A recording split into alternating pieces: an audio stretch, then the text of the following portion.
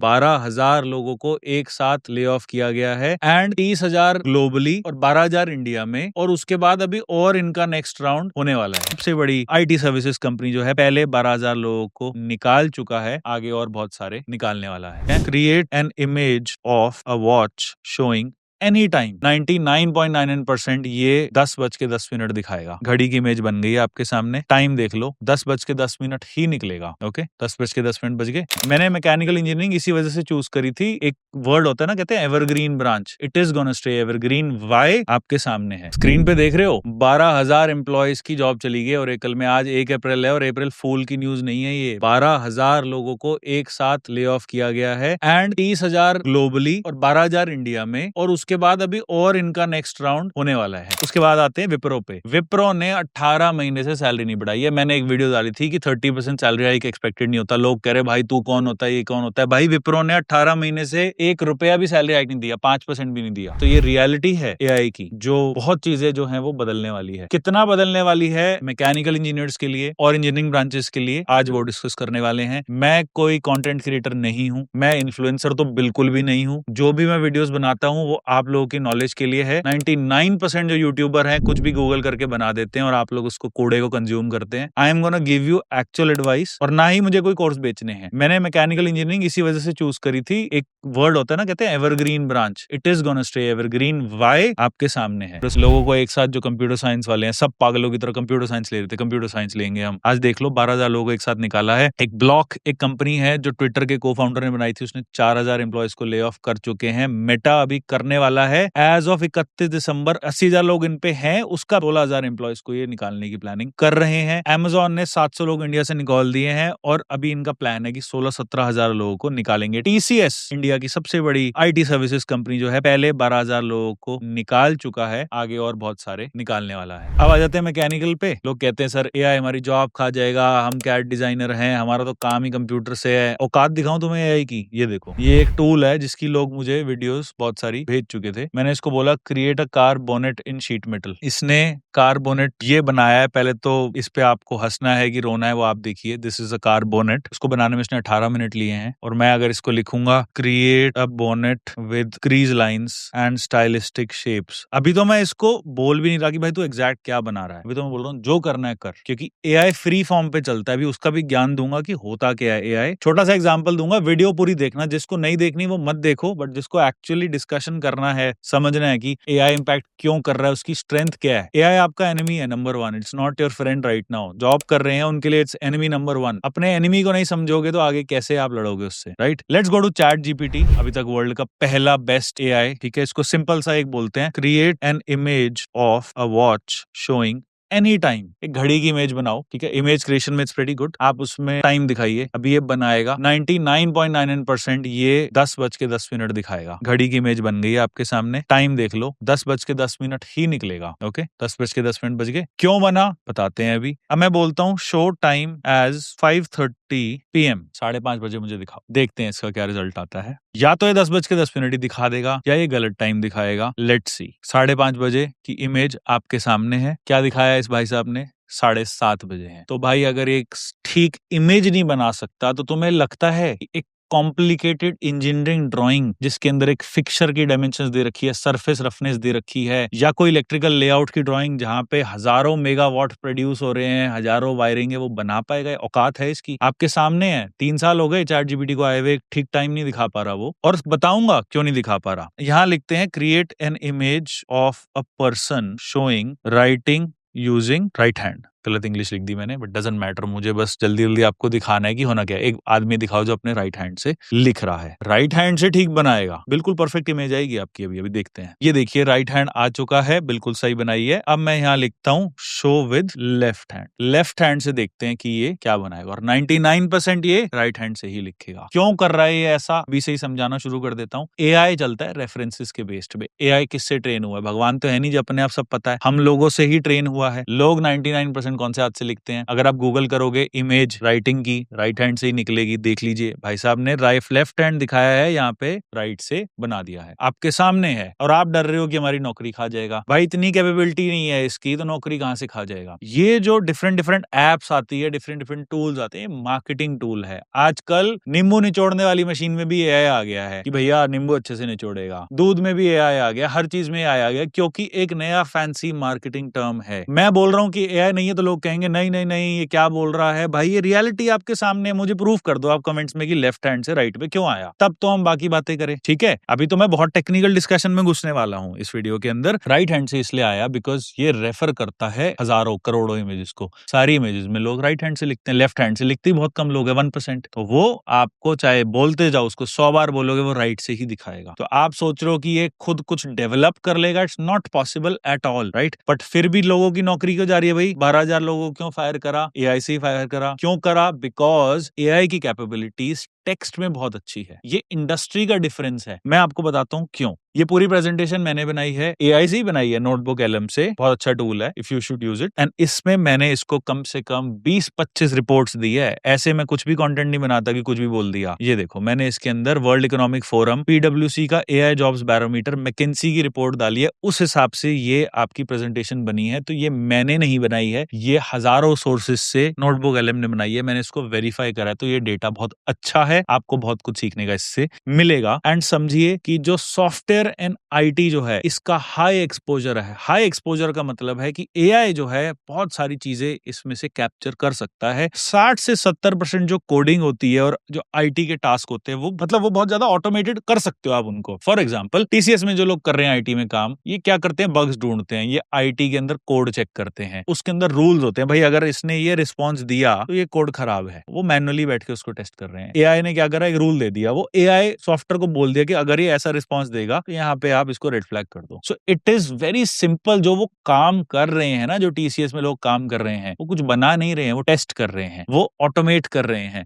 वो काम एआई बहुत आराम से कर सकता है। मैकेनिकल के अंदर 20% से ज्यादा चीजें है ही नहीं जो आप ऑटोमेट कर लोगे। ये ग्लास है, इसकी ब्लो मोल्ड की डाई है। अब डाई की विजुअल इंस्पेक्शन जो होती है, वो आप एआई से, हाँ, एक कैमरा लगा सकते हो और विजुअल इंस्पेक्शन हो रही है, 20 सालों से हो रही है ऑलरेडी, तो बोल सकते हैं उसमें एआई आ चुका है। बट सरफेस रफनेस कैसे टेस्ट कर लोगे? सरफेस रफनेस मतलब कि आप उस पे एक प्रोब लगा के चेक करते हो कि भैया क्या उसकी रफनेस है, क्या उसका रनआउट है। या तो आप एक लाखों करोड़ों रुपए का रोबोट बिठाओ जो आके उसको पकड़ेगा डाई को फिंगर्स से, फिर उसको सरफेस रफनेस टेस्ट करेगा, या मैं 20,000 रुपए का एक बंदा रख लूंगा। तो इतना एक्सपेंसिव सोल्यूशन से अच्छा यार आदमी कर रहा है सरफेस रफनेस टेस्ट। 20% अब डाई असेंबली है, करके दिखा दो आप रोबोट से, पॉसिबल ही नहीं है। वो ह्यूमंस ही कर सकते हैं उसको। वहां पे प्रिसीजन चाहिए, वहां पे टॉलरेंसेस हैं माइक्रोन्स में, वहां पे एक्सपीरियंस है। अभी जो सॉफ्टवेयर जो बनाते हैं, जब वो फाइनल चीजों में जाता है ना, वो क्रैक कर जाता है, चाहे सारी चीजें पैरामीटर कर लो। गाड़ियों की क्रैश टेस्टिंग आपको लगता है कंप्यूटर में नहीं हो सकती? We can teach this. हर एक गाड़ी का क्रैश टेस्ट कंप्यूटर्स में होता है। पर कंपनीज बेवकूफ है जो गाड़ी को असली में क्रैश टेस्ट करा रही है, बिकॉज रियल लाइफ में this is mechanical engineering. Civil और मैकेनिकल में एक्सपोजर बहुत कम है। तो आईटी सॉफ्टवेयर में 70% एक्सपोजर है, मैकेनिकल में मैक्सिमम 25% है। वो भी कहां? क्वालिटी टेस्टिंग में। या डॉक्यूमेंटेशन है, वो एआई कर देगा। ये चीज आपको समझने की जरूरत है कि इसके अंदर वर्ल्ड इकोनॉमिक फोरम के हिसाब से industrial engineers, robotic technicians, energy engineer सबसे फास्टेस्ट ग्रोइंग रोल है। नौकरी छोड़ने की तो दूर की बात, यहाँ और नौकरियां चाहिए। और जो आपका फिजिकल ट्रेड्स हैं, तो मैंने एक वीडियो डाली थी कि एआई के ट्रेड से लोग कह रहे तो मजदूरी करवा रहा है। भाई मजदूरी नहीं है। आज के टाइम पे देख लेना, 5 साल में एक प्लम्बर ज्यादा पैसे कमाएगा तुम लोगों से, बिकॉज करके दिखा दो प्लम्बिंग का काम एआई से, इट्स नॉट पॉसिबल। तो यही है जो रियलिटी है। पीडब्ल्यूसी की जो रिपोर्ट कहती है, वो कहती है कि इंजीनियरिंग जो है वो मीडियम टू लो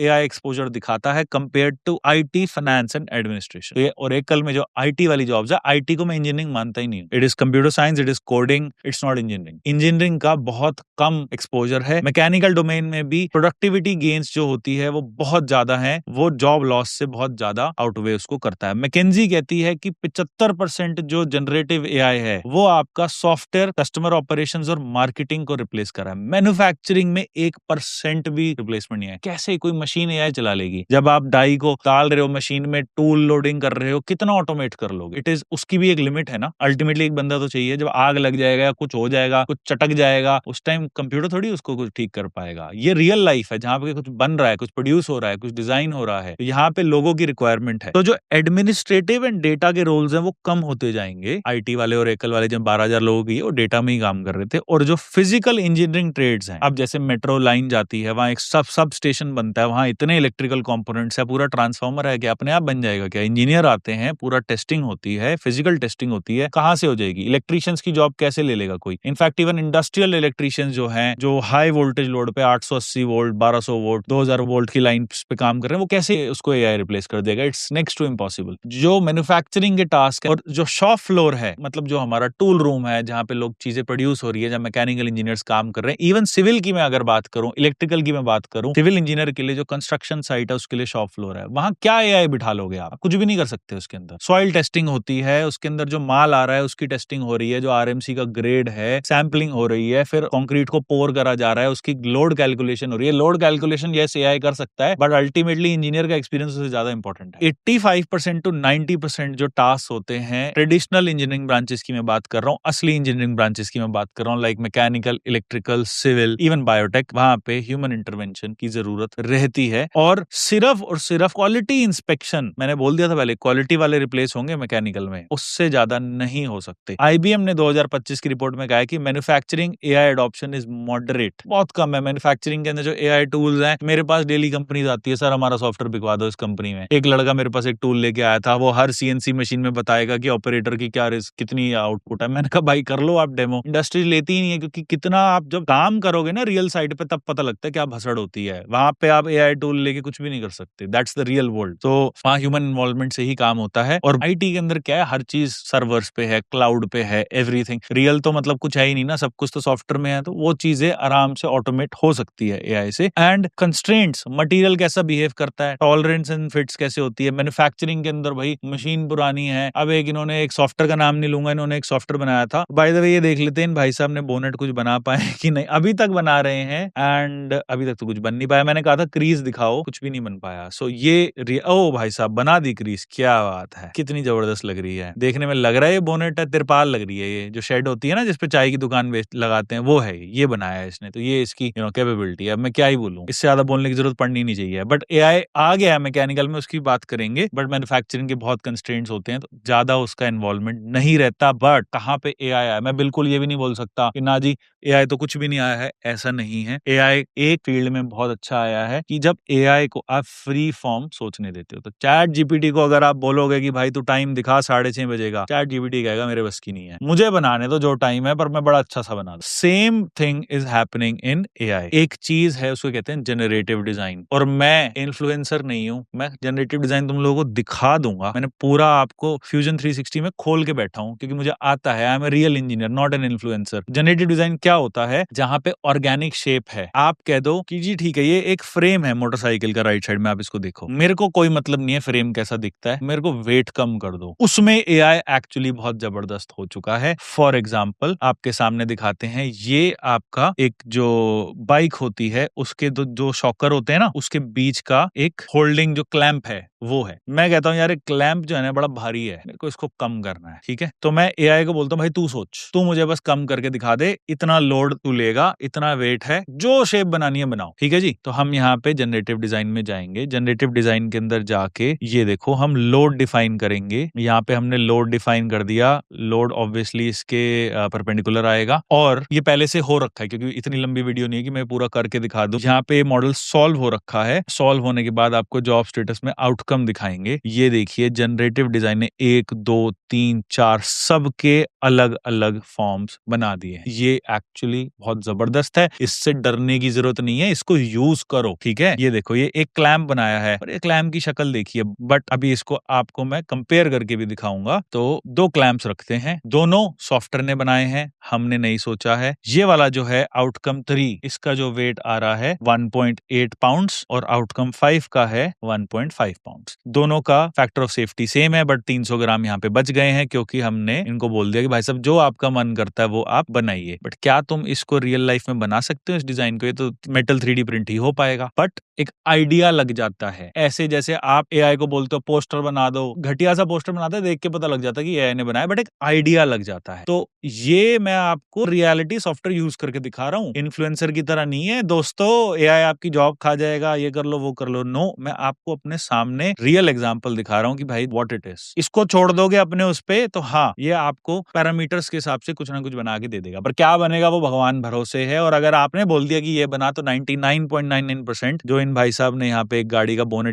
बोनेट इसको बोलना लानत है, सो यही निकल के आ पाएगा। अपग्रेड कैसे करना है आपको मैन्युफैक्चरिंग के अंदर? आईटी के अंदर तो देखो 80% और अडॉप्शन आ चुका है। नीति आयोग ने भी रिपोर्ट निकाली है, मैन्युफैक्चरिंग में सिर्फ 20%, और ट्रस्ट में 20% रिपोर्ट कहती है। मैं जाके इंडस्ट्रीज में देखता हूँ 2% भी नहीं है। किसी को एआई से कोई मतलब ही नहीं कि वहां काम होता है, भाई प्रोडक्शन निकल जाए टाइम पे बस। बट फिर भी हम ये नहीं कह सकते कि हमें अपग्रेड नहीं करना, अपग्रेड करना जरूरी है। आपको जनरेटिव डिजाइन के बारे में पता होना चाहिए, कहीं ना कहीं ये जरूर यूज आएगा इन द फ्यूचर। आपको मैन्युफैक्चरिंग में इनफैक्ट जो कैम सॉफ्टवेयर वो एआई ही तो है भाई। 20 साल पहले आ चुका है इस फील्ड में, एआई बस एक फैंसी नेम हो गया है। आप ये सोचिए कि कैम सॉफ्टवेयर के अंदर जो प्रोग्राम बन रहा है मशीन पे ऑटोमेटिकली, वो एआई तो है जिसने अपने आप टूल लेके प्रोग्राम बना दिया। So AI is already there. जितना आना था मैकेनिकल में आ चुका है, और इंक्रीमेंटल थोड़ा थोड़ा हर साल कुछ ना कुछ आता रहेगा। जैसे आप ये देखो जनरेटिव डिजाइन आता रहेगा, बट इससे ज्यादा फर्क अपने को नहीं पड़ेगा, सिविल वालों को भी नहीं पड़ेगा, इलेक्ट्रिकल वालों को भी नहीं पड़ेगा, कंप्यूटर साइंस वालों को पड़ चुका है, उनकी हालत टाइट हो चुकी है। बट हमें अपनी फील्ड से मतलब है, और मैंने आपको इसका पूरा ओवरव्यू दे दिया है। अगर आपको कुछ और लगता है तो प्लीज कमेंट्स में बात करिए। Always open for a discussion, and और कुछ भी आपको चाहिए, किसी और टॉपिक पे वीडियो चाहिए, I will definitely make it.